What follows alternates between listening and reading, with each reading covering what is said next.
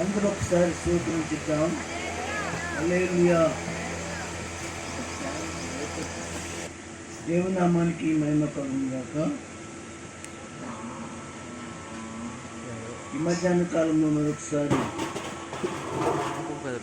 మంగరాయి నాగరాజు గారు, వారి సతీమణి దుర్గా, వారి కుటుంబంలో జరుగుతున్నటువంటి మెచ్యూరిటీ ఫంక్షన్ నిమిత్తంలో కూడి వచ్చిన సంఘస్థులందరికీ కూడా క్రిస్టియన్ నామంలో వందనాలు తెలియజేస్తున్నాను.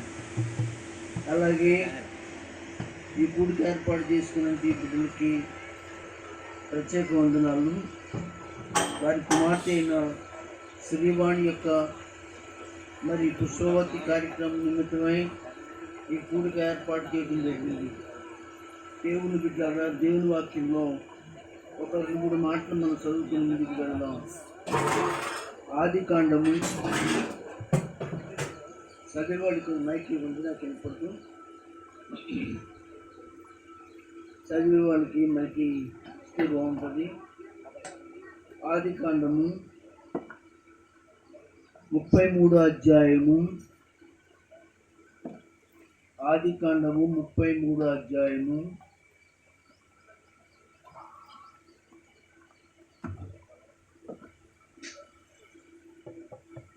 5వ వచనాన్ని ఒకసారి చదవాలని తెలియజేస్తున్నాను. ఆదికాండము 33వ అధ్యాయము 5వ వచనం.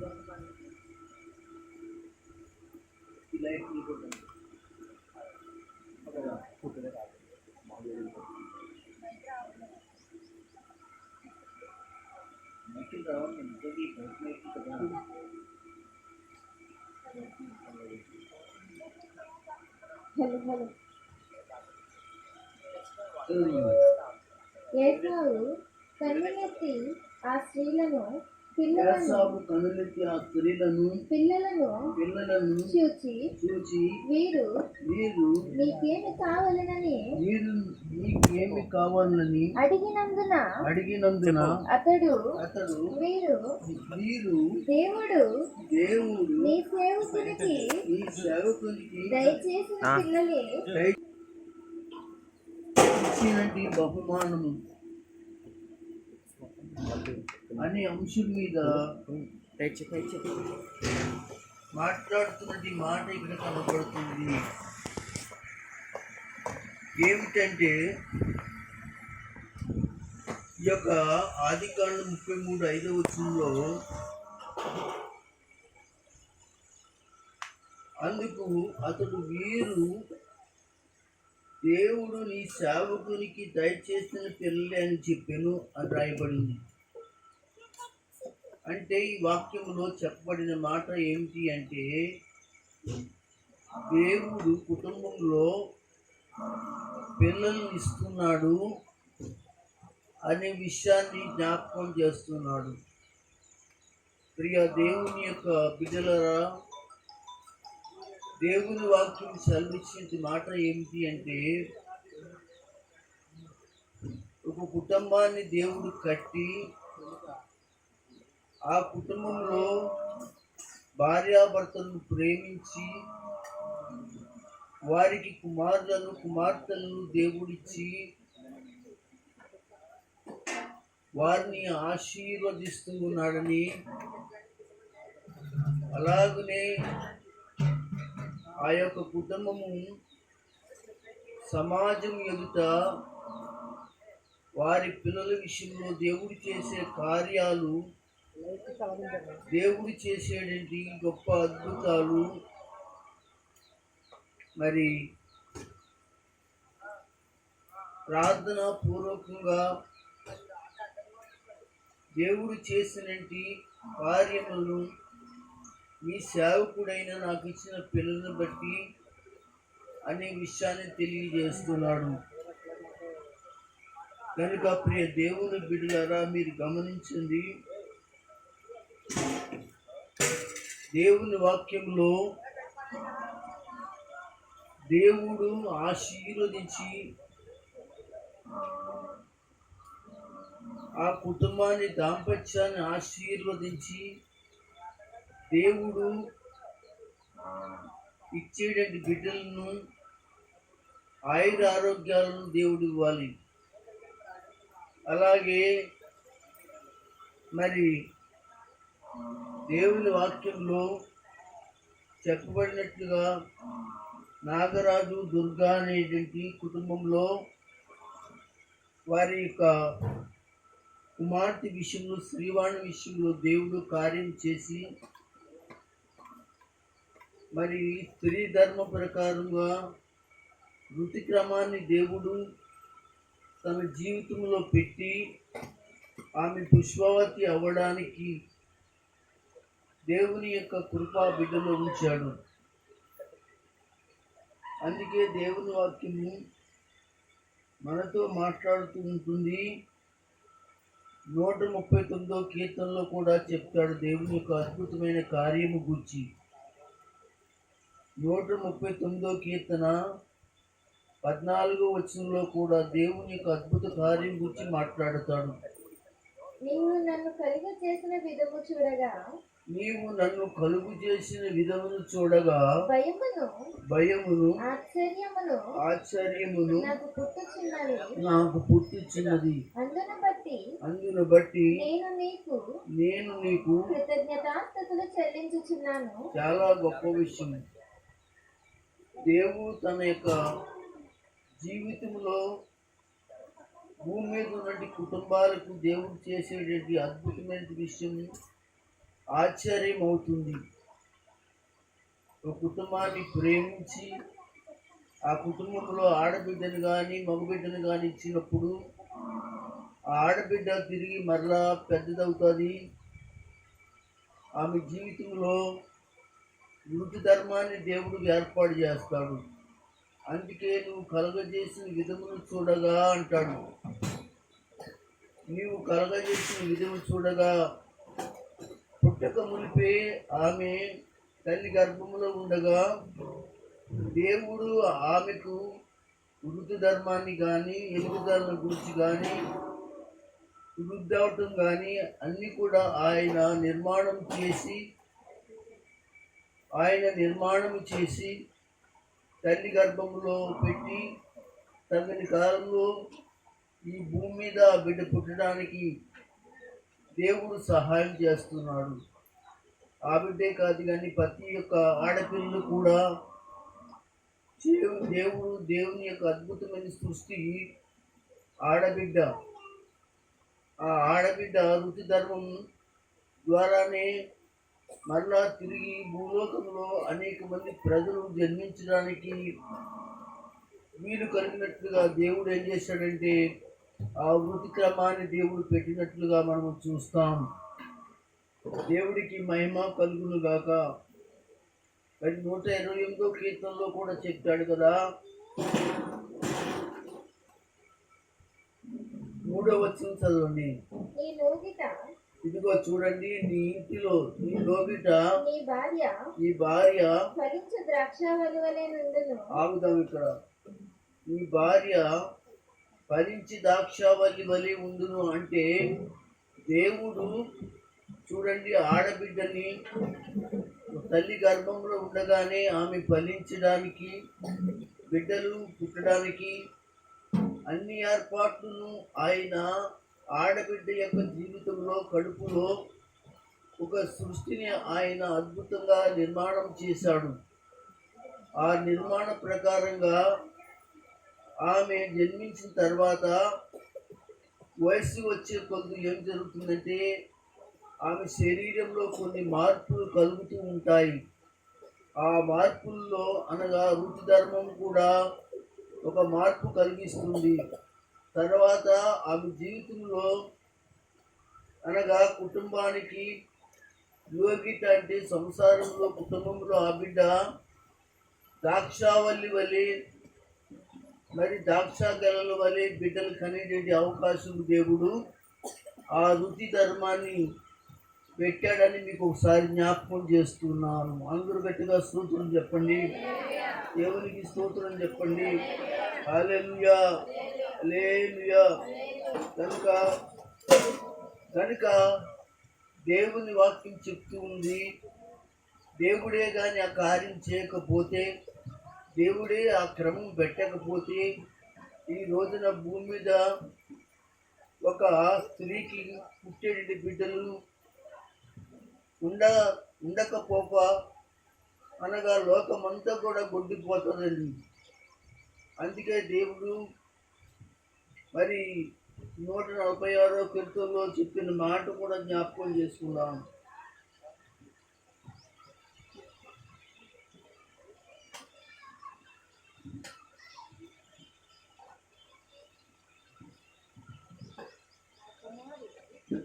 ఆ 146 కీర్తన, 144 కీర్తన 12వ వచనాన్ని చదవండి. మా కుమారులు తమ యవన కాలమందు ఎదిగిన మొక్కల వలె ఉన్నారు. చాలండి. కుమారులు మొక్కల వలె ఉన్నారు, కుమార్తెలు నగరునికై చెక్కిన మూల కంబము వలె ఆడపిల్లలు ఉన్నారు. కుటుంబానికి మూల కంబాలై ఉన్నారు. ఎందుకు మూల కంబాలై ఉన్నారంటే, రేపొద్దున ఈ బిడ్డ పెద్దదైన తర్వాత, వయసు వచ్చిన తర్వాత, తన యవన కాలం ముందు మరి వివాహం చేస్తే ఒక అత్తవారింటికి వెళ్ళింది అనుకోండి, ఆ భర్త ఆ భార్య అనబడినటి ఆ యొక్క పుష్పవతి అనేది బిడ్డ పెళ్లి చేసినప్పుడు వారి జీవితంలో బిడ్డలు ఏర్పడతారు. అంటే ఆ బిడ్డకు, ఆ కుటుంబానికి, ఆ అత్తమామలకి మూలకంబం వల్లే అనగా ఆడపిల్లల్ని మగపిల్లల్ని కండడానికి దేవుడు కార్యం చేస్తాడు. కనుక ఒక మూలకంబం, ఒక బలమైన ఒక స్తంభం అని, ఒక బలమైనది మరి కుమార్తె అని ఆడబిడ్డను గురించి దేవుడు మాట్లాడడం జరుగుతుంది. దేవుని బిడ్డలారా, కనుక జాగ్రత్తగా మనం ఆలోచన చేద్దాం. అంతేకాకుండా దేవుని వాక్యంలో 115వ కీర్తనలో కూడా ఒక చక్కటి విషయాన్ని దేవుడు మాట్లాడటం జరుగుతుంది. 115వ కీర్తన 13, 14 వచనాలు చదవండి. చిన్నల్నేమి పెద్దల్నేమి తన యందు భయభక్తులు గలవారిని యెహోవా చూసారండి. ఇక్కడ దేవుడు ఆశీర్వదించాడు. ఎవరిని? చిన్నల్ని గాని పెద్దల్ని గాని యెహోవా ఆశీర్వదించింది. దేవుడు ఆశీర్వదిస్తే ఆ బిడ్డ ఎదుగుదల బాగుంటుంది. దేవుడు ఆశీర్వదిస్తే ఆ బిడ్డ యొక్క శరీర యొక్క క్రమం చక్కగా అభివృద్ధిలోనికి వస్తుంది. అక్కడ కింద ఇంకా చెప్తాడు, చదవండి. యెహోవా మిమ్మను మీ పిల్లలను ఇక్కడ వృద్ధి పొందించును. చాలండి. దేవుని స్తోత్రం చెప్పండి. మిమ్మల్ని మీ పిల్లలను వృద్ధి పొందించును. ఆడపిల్ల వృద్ధి పొందడానికి శరీరంలో ఆమె యొక్క అవయవాలు, తన శరీర మార్పులన్నీ కూడా జరుగుతాయి. ఎప్పుడైతే ఆ బిడ్డ వీడికి వస్తుందో, లేక పుష్పవతి అవుతుందో, ఆ యవన దశలో ఆ బిడ్డకి శరీర మార్పులన్నీ కలుగుతూ ఉంటాయి. అంటే ఆమె చక్కటి మొక్కవలే అభివృద్ధిలోనికి వస్తుంది. పూసే కాసే చక్కటి అనగా ఫలించేటి ఒక కొమ్మగా ఆ స్త్రీ ఉంటుందని, ఆ బిడ్డ ఉంటుందని దేవుని వాక్యం తెలియజేస్తూ ఉంది. దేవునికి మహిమ కలుగును గాక. కనుక దేవుని బిడ్డలారా, ఈ మధ్యాహ్న కాలం ముందు నేను చెప్పే మాట ఏమిటి అంటే, వృద్ధిలోనికి తీసుకురావడం జరిగింది. అంటే ఆమె చిన్ననాటి నుండి తల్లిదండ్రుల దగ్గర పెరిగి పెద్దదై ఆహారం ఎందును లేక మంచి చక్రి ఎందును ఎదిగి పెద్దదై అనగా తన యవ్వన కాలంలో తను ఏం చేసిందో తెలుసంటే, దేవుని కృపలో ఆమె ఏం చేయబడిందంటే వృద్ధిలోనికి వచ్చింది. అంటే వృద్ధిలోనికి వచ్చింది అని అంటే రేపు ఆమె ఫలించేక ఒక మరి ఇంటి దానిగాను దేవుడు ఏర్పాటు చేశాడని వాక్యం సెలవిస్తుంది. దేవుని వాక్యములో హెచ్కేలు గ్రంథం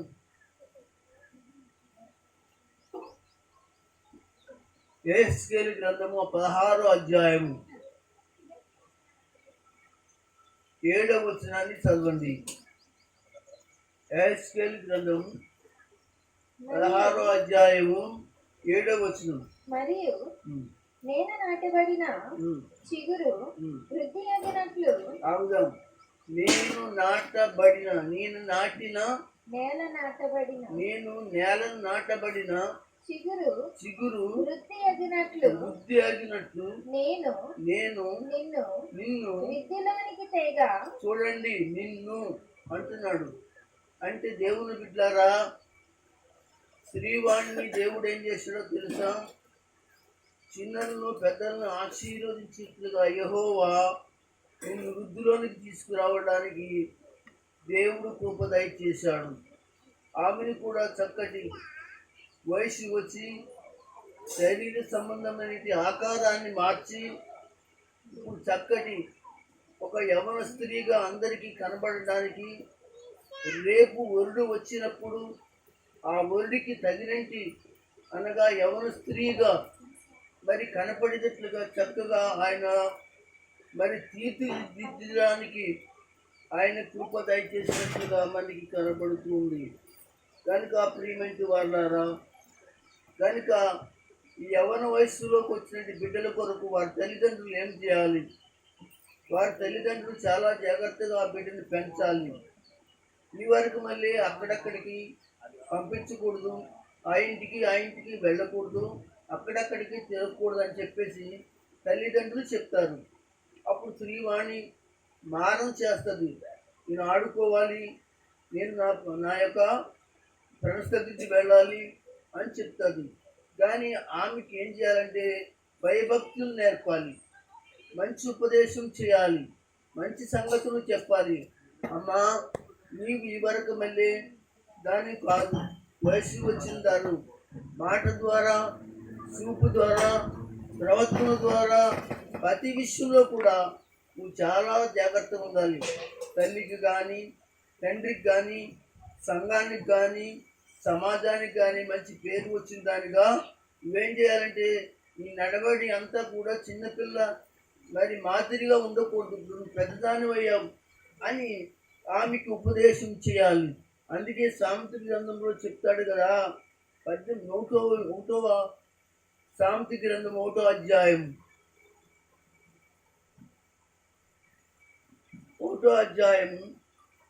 8వ వచనం. నా కుమారుడా, నీ తండ్రి ఉపదేశము ఆలకించుము, నీ తల్లి చెప్పే బోధను అదనమాట. శ్రీవాణి కాంతి ఏం చేయాలి? తల్లి చెప్పిన మాట వినాలి, తండ్రి చెప్పిన మాట వినాలి. అర్థమైందా? అంతేగాని అలా కాదు, నేను ఇలా చేస్తాను, అలా చేస్తాను, నేను అక్కడికి వెళ్తాను, ఇక్కడికి వెళ్తాను, ఆకు వెళ్తాను, ఇంటికి వెళ్తానంటే కుదరదు. వాక్యం చెప్తుంది, విన్నావా? చదవమ్మా. నా కుమారుడా, నీ తల్లి చెప్పు, నీ తండ్రి ఉపదేశము ఆలకింపుము. అవును, నీ తల్లి చెప్పు, నీ తండ్రి చెప్పు బోధను. అదిగో బోధ అంటే మాటలు. తోసివేయకూడదు. మా అమ్మ ఎందుకు చెప్పిందో, మా నాన్న ఎందుకు చెప్పాడు, దేని కొరకు చెప్పాడు, నా మంచి కోసమే చెప్పుకుంటాడు. అయితే ఇది మాత్రం ఈ విషయంలో జాగ్రత్తగా నేను ఉండాలి. వాళ్ళు వెళ్ళమన్న చోటకి వెళ్తాను, వాళ్ళు కూర్చోమన్న చోట కూర్చుంటాను, వాళ్ళు ఏది తినమంటే అది తింటాను, ఏది కట్టుకోమంటే అదే కట్టుకుంటాను. నేను వయసు వచ్చిన దాన్ని, నేను ఇప్పుడు పెద్దదాన్ని, చిన్నపిల్లని కాదు. నేను ఎవరితో కూడా చిన్న మాట కూడా అనిపించుకోకూడదు అని ఏం చేయాలంటే చక్కగా తల్లిదండ్రుల బోధ ఎందును ఉండాలని ప్రేమతో శ్రీవాణికి నేను తెలియజేస్తున్నాను. అర్థమైనా? జాగ్రత్తగా మంచిగా ఉండు. దేవుడు ఆ బిడ్డను దీవించును గాక. దేవుని బిడ్డలారా గమనించండి, సామెతల గ్రంథము 6వ అధ్యాయంలో కూడా ఒక మాట ఉంది.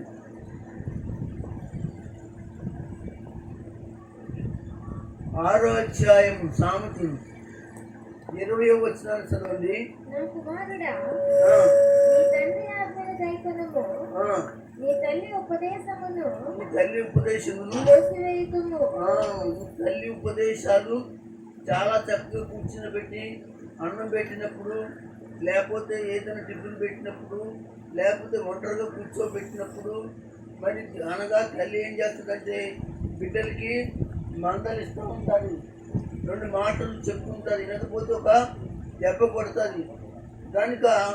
అయితే ఆ యొక్క దెబ్బలను లేక ఆ మాటను ఇసుకుపోయి నేను మా అమ్మ మాట విన్ను, మా నాన్న మాట విన్ను అని ఆడపిల్లలు పెద్ద అయిన తర్వాత అనగా పుష్పవతి అయిన తర్వాత అనగా తల్లిదండ్రుల మాట వినాలి, పెద్దల మాట వినాలి, కానీ అగౌరవంగా ప్రవర్తించకూడదని మీకు నేను ప్రేమతో ఈ యొక్క సభాముఖంగా తెలియజేస్తున్నాను. దేవునికి స్తోత్రం కలుగును గాక.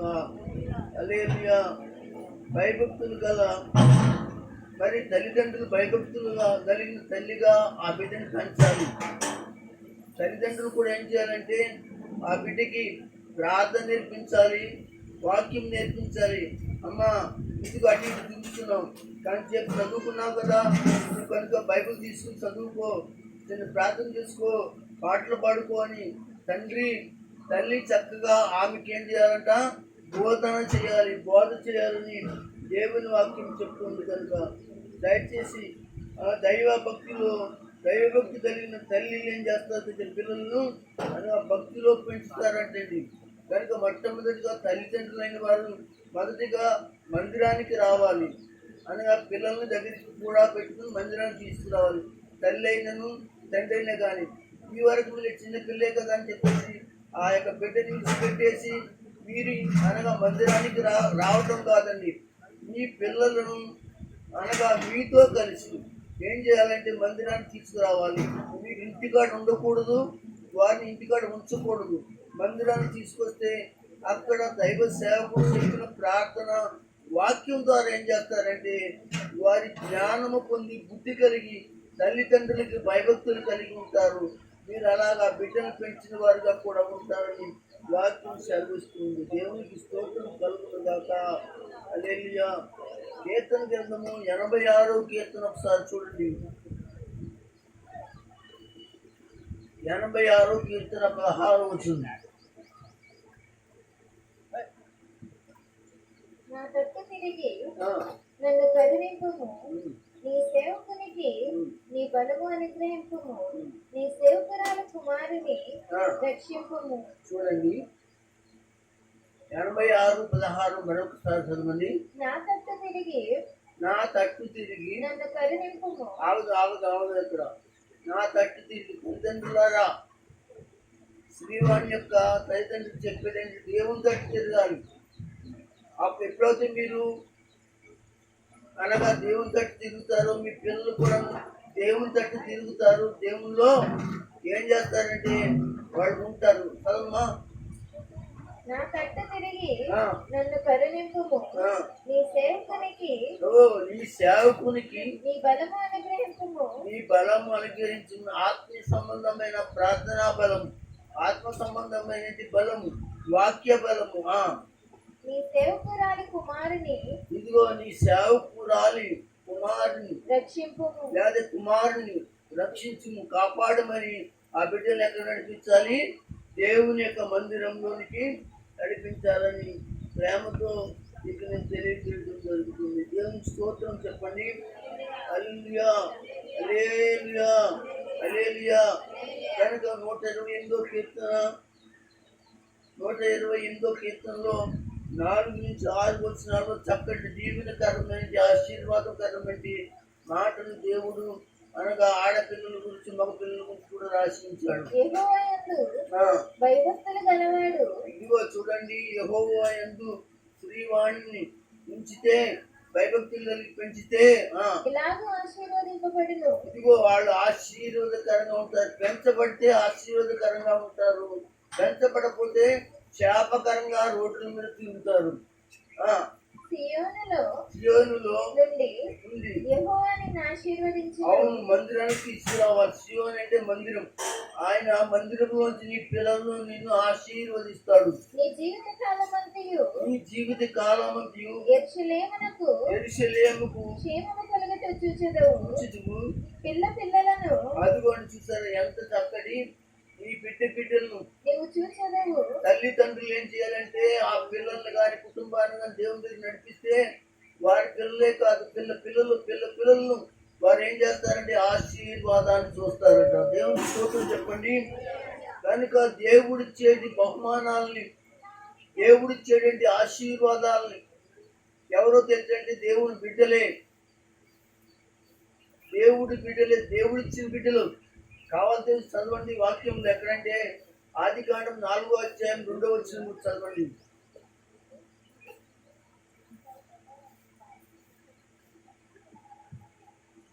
తరువాత ఆమె అతని తమ్ముడు హేబేలును కనెను. హేబేలు మొదటి వచనం చదవండి. ఆదాము తన భార్య అయిన అవ్వను కూడినప్పుడు ఆ. ఆమె గర్భవతి అయి కయీనును కని యెహోవా దయ వలన ఎవరి దయవలనండి? ఎవరి దయవలన? దేవుని దయవలన, యెహోవా దయవలన ఏం సంపాదించుకున్నంట?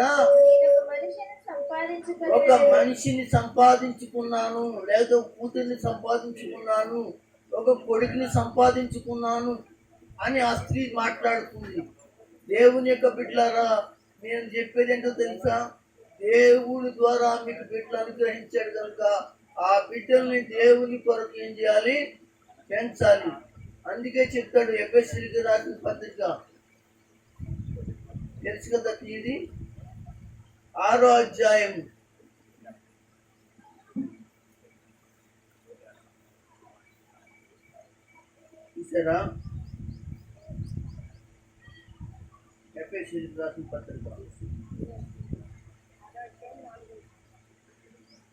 6వ అధ్యాయం 4వ వచనం చూడండి.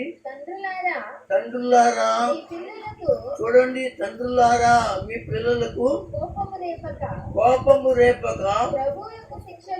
చూడండి, కోపము రేక ప్రభు యొక్క శిక్షలో. చూసారా వాక్యములో తండ్రి ఏం చేయాలి? వాక్యాన్ని నేర్చుకోవాలి, తల్లి వాక్యం నేర్చుకోవాలి, తెలుసుకోవాలి. ఒకవేళ నేర్చుకోకపోతే చర్చిలో నేర్పిన పాస్టర్గా చెప్పిన ఆ వాక్య బోధాలు ఆ పాఠాలు చక్కగా పిల్లలకి నేర్పించి మీ పిల్లలకి కోపం రప్పించకుండా చక్కగా వాళ్ళని మన్నన చేసి దేవుని కొరకు పెంచాలి. సౌమ్మ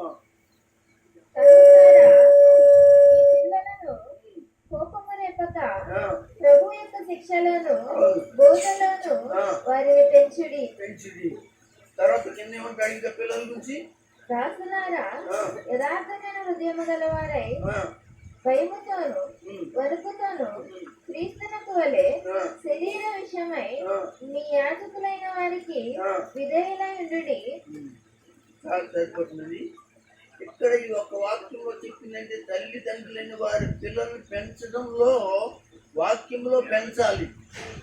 ఆ పెంచిన పిల్లలు ఒక్కొక్కసారి మారం చేస్తారు, గొడవ చేస్తారు, పెద్ద పేచీ పెడతారు.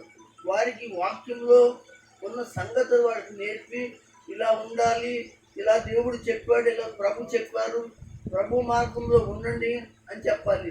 లేదా వాళ్ళు ఎన్నకపోతే మందిరాన్ని తీసుకొచ్చి ఆ మందిరంలో వాక్యమి వాళ్ళు మారడానికి అవకాశం కలుగుతుంది. కనుక దేవుని బిడ్డలారా, ఈ సమయంలో మరి నాగరాజుని అలాగనే దుర్గా అనేటువంటి ఆ బిడ్డని ప్రేమించి దేవుడు ఇచ్చినట్టు ఆ యొక్క స్త్రీవాణిని దేవుడు ఆశీర్వదించి ఇంకా ఆరోగ్యం ఇచ్చి బలమిచ్చి దేవుని కృపలో వర్ధిల్ల చేయనుగాక. ఆమీన్. అందరూ కూడా తల ఉంచండి. పార్సమ్మ గారు ప్రార్థన చేస్తారు. తర్వాత మరి